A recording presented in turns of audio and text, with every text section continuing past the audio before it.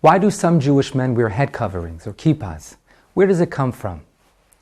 So the Talmud relates that as a child, astrologers predicted that the great Talmudic sage Rabbi Nachman would grow up to become a thief.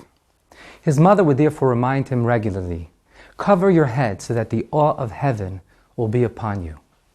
And thus wearing the head cover in the Jewish tradition is a reminder, to quote the Mishnah, that there is an eye that sees, an ear that hears, and that all of our deeds are inscribed in the book of heaven.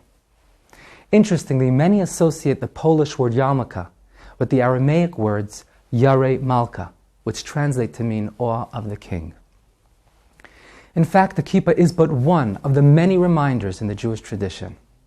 Another few notable examples that come to mind are tzitzit, mezuzah, tefillin, Shabbat, reading the Torah 3 times a week, which were each instituted as well-ordered prompts of Judaism's highest principles and ideals. And here we encounter one of Judaism's greatest teachings, namely that it isn't what we believe, but how regularly we are reminded of our beliefs that ultimately determines our behavior and the type of people we become. Interestingly, many recent academic studies illustrate this same important truth.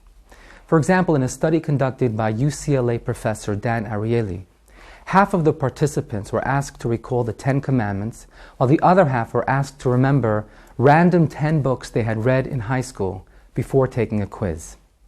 The results overwhelmingly indicated that the mere fact of being reminded of the 10 Commandments reduced the tendency to cheat.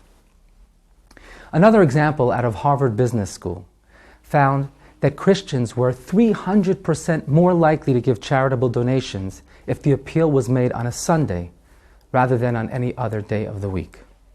Now, obviously, the participants did not change their minds about the importance of charitable giving between one day and the next.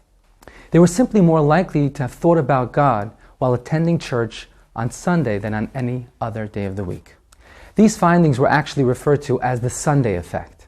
Similarly, it was found that among Muslims in Morocco, people were more likely to give generously to charity if they lived in a place where they could hear the daily call to prayer from a local minaret. And so, to reiterate, it isn't what we believe, but how regularly we are reminded of our beliefs that transforms our behavior most profoundly.